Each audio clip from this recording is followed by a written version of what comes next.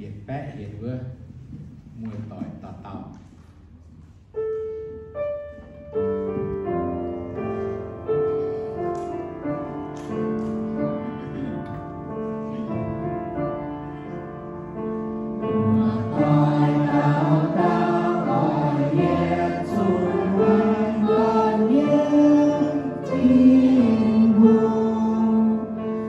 Hãy subscribe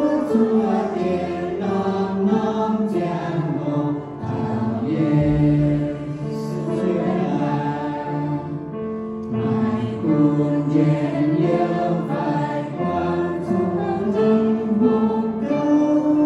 kênh Ghiền Mì Gõ